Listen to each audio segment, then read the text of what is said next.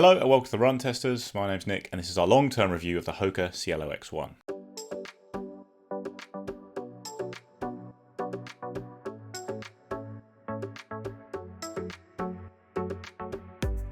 So Cielo X1 launched near the start of the year, and it's a shoe I've been doing a lot of running in this year, shoe I've really taken to and used for a lot of training, so I want to do this long-term review as I've now done around 210k in the shoe.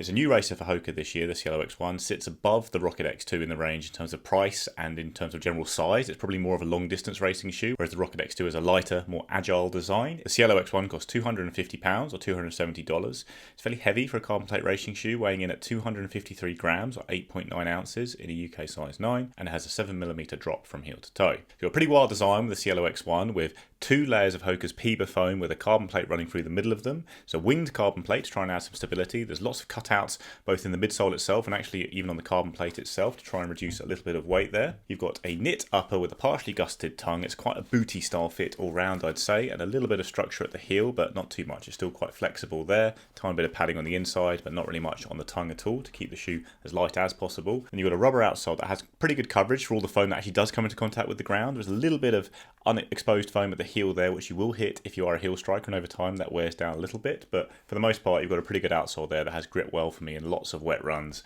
and quite good coverage all round. The fit on the Cielo X1 has been really good for me in my normal running shoe size. I've got a UK 9 here, which is a US 9.5. It's got a really nice kind of tight but not uncomfortably tight hold throughout the kind of midfoot and front of the shoe there. And it has got that booty style fit, which does create quite a nice natural lockdown to the point where actually there's been times when the laces have come undone on this shoe during a run and I've been able to run without actually, losing that feeling of lockdown because the actual upper itself holds the foot quite well. Probably the main reason I really like the fit on the shoe is it's got a very good heel design that doesn't irritate my Achilles at all, which is not the case with some racing shoes. You've got two strips of little bits of padding there, but quite a lot of open space at the back of the shoes there. It just creates a nice, comfortable and secure hold. I've been able to use the Cielo X1 even when I've had little flare-ups of my Achilles from running in other shoes with much more stiff heel counters. So yeah, all round the fit's been really good with the shoe in my normal running shoe size.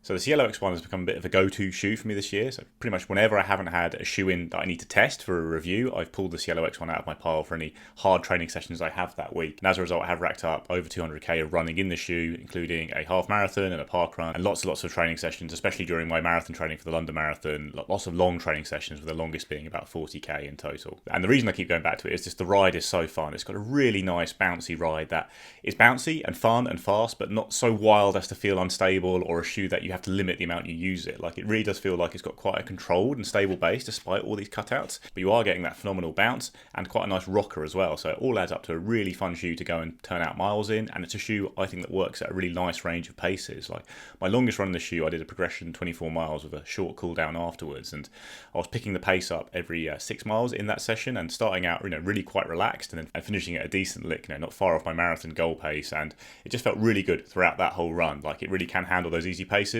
whilst then having the speed to go really fast when you are trying to do that. For all the kind of crazy stuff going on with the design here, like I say, it has felt quite stable to me and very usable. A shoe you can just take out and use wherever you are. I've run on light trails, I've run on cambered pavements, that kind of thing. It almost feels like a kind of slightly tamer version of shoes like the Mizuno Wave Rebellion Pro 2 or the original Adidas Prime X Strung, which are really fun shoes, but shoes I limit where I use them almost kind of good flat roads or the track or something like that. Whereas the Hoka Cielo X1, I feel like I just run anywhere in it and it just always feels really fun, really bouncy, but also quite controlled. It's also, despite its relatively high weight and big size, really good for flat out stuff, short reps. I've done 1 minute reps in the shoe. I've gone and done like kind of 1k and 400 meter reps at the track. Earlier today I did a hill session running 16 times 30-second hill sprints in the shoe. Like, it moves very well and it feels lighter on the foot than it is.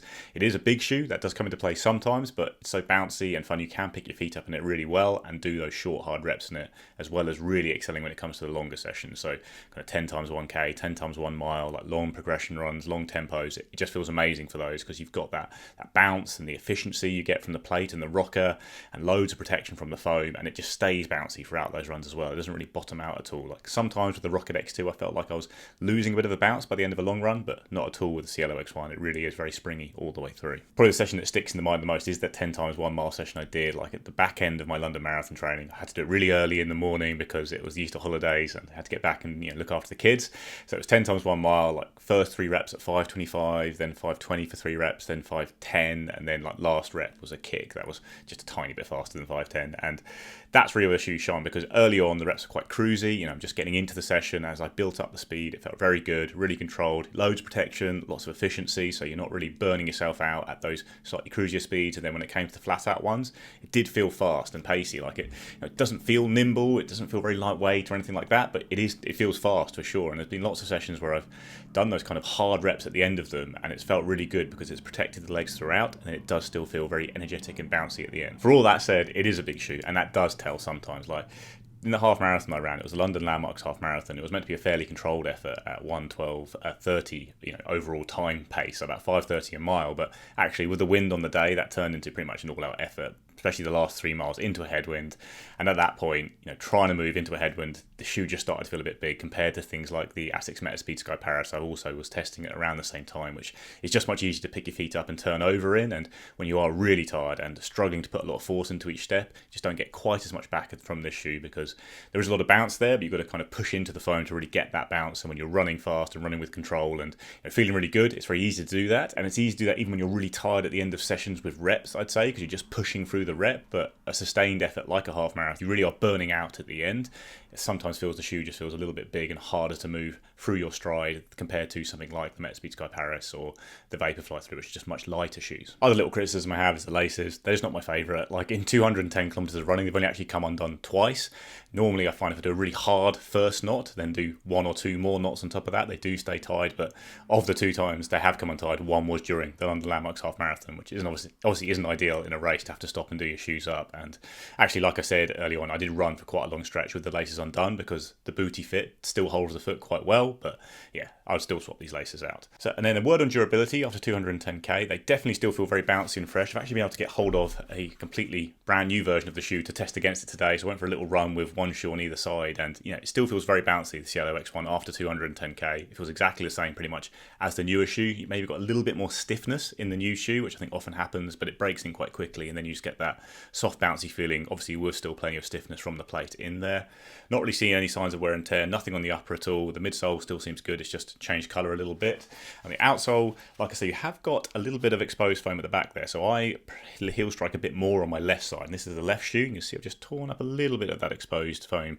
I think especially today, because I was doing hill reps where I was doing really hard uphill sprint and then just kind of walking or stumbling back down on my heels to get back to the start of the rep, and that's actually a bit more wear than I had before I started that run this morning. But yeah, you do get a little bit of wear at the back of the shoe there if you are a heel striker. Haven't got it so much on my right shoe because I land slightly further forward on that side, but it's a little bit different to the new shoe, as you can see. But otherwise, no real change to the outsole there. I've not worn it down, even with some runs on light trails, like I say. So I do think durability is going to be really good with this shoe. I think it bounces back quite quickly. So again, the Rocket X2, I felt if I did a long run in that shoe, the next day it might not feel quite so springy. I feel the foam needed a bit of time to, decompress, whereas the Cielo X1 is just so bouncy, it doesn't really lose any of it throughout long runs, or if you're using it a couple of times in a week as a training shoe. And I do think that's one of its strengths. I think it is one of the carbon plate super shoes you can use a lot for training runs, because it has a very fast ride, a very springy, crazy super shoe ride, without being so wild that you feel uncomfortable using it at certain times, which is the case with some super shoes, I find.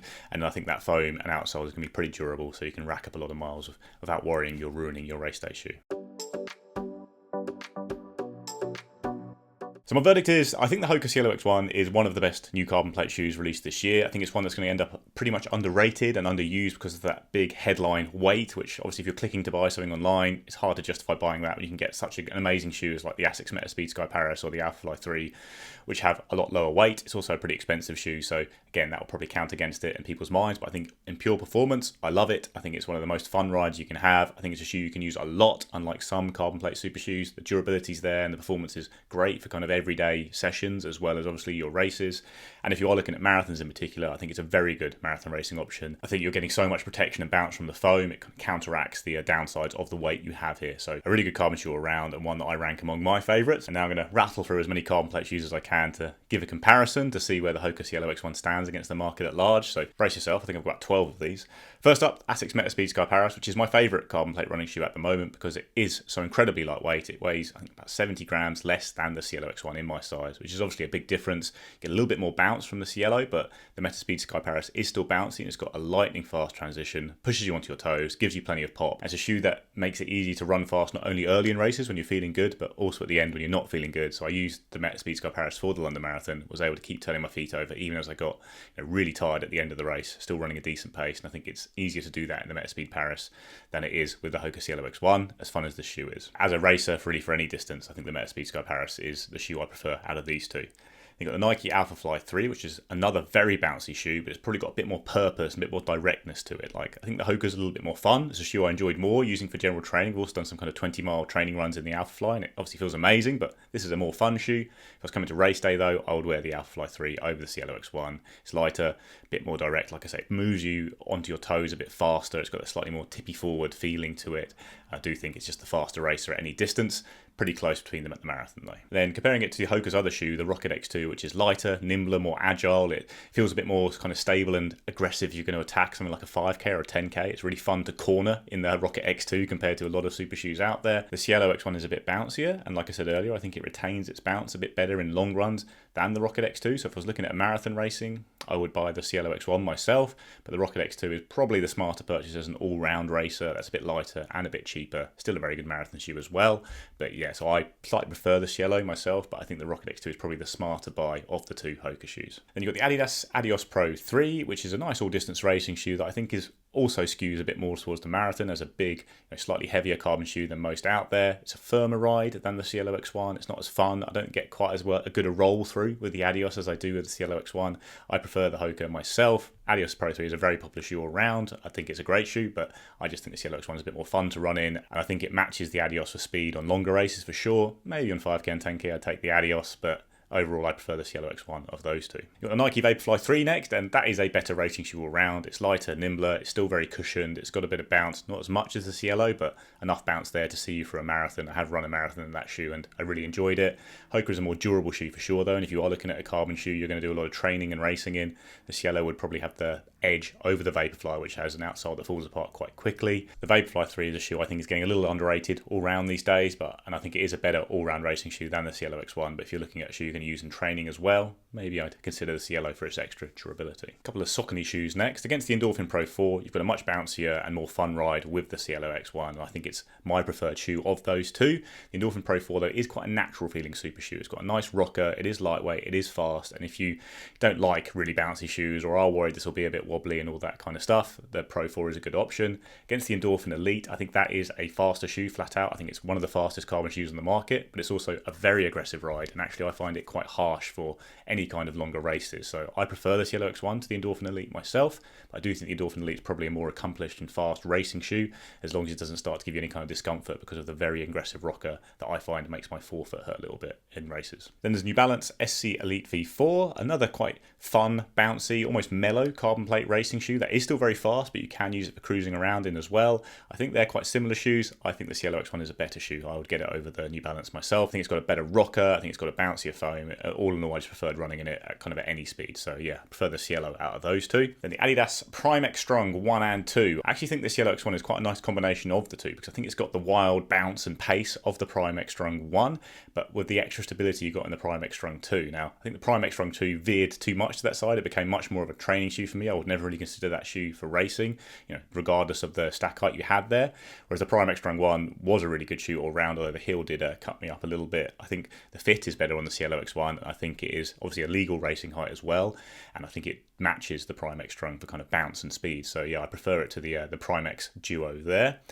Then the Mizuno Wave Rebellion Pro 2, I've just finished up testing recently. So as I talked about in the run test, this feels almost like a safer version of that shoe. Like the Wave Rebellion Pro 2 is fast, it's incredibly bouncy, it's very fun, but it's a slightly tricky shoe to use day to day. Like I've mostly used it on kind of good flat roads and on the track. Like I have also used it for one run on roads around near me with lots of cambered pavements, and it was fine, but I do prefer the feeling of the Hoka. It just feels a bit more kind of grounded, stable, still loads of bounce, still very fast. So the Hoka ends up being a shoe that I've used loads and loads. I'd be very happy to use a couple of times a week, whereas the Mizuno, I feel like I have to use a bit more sparingly. I often find after a run in that shoe I've got some slightly odd aches and pains cropping up because it isn't suited to my natural running style. I think that is probably key here. Like if you are someone who lands on your midfoot very naturally, you get that really nice rocker and bounce from the Mizuno without it changing the way you run a bit much, where I think I have to adapt a little bit to the shoe, and as a result I don't enjoy it quite as much, or the feeling afterwards, whereas this Cielo X1 feels much more natural to me. You've also got the Puma Fast-R 2, which came out this year, which I think is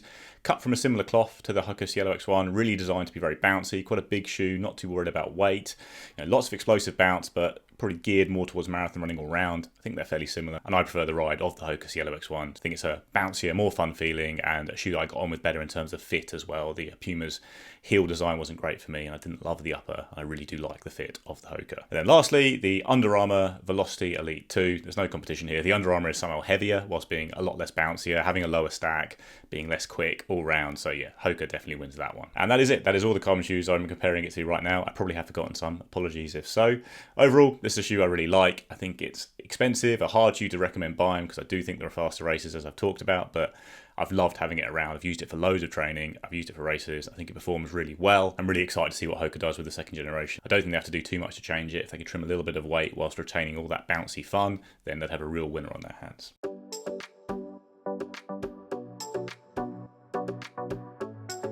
That's a long-term review of the Hoka Cielo X1. Let us know what you think in the comments below. Please like and subscribe, ring the little bell, and we'll see you next time.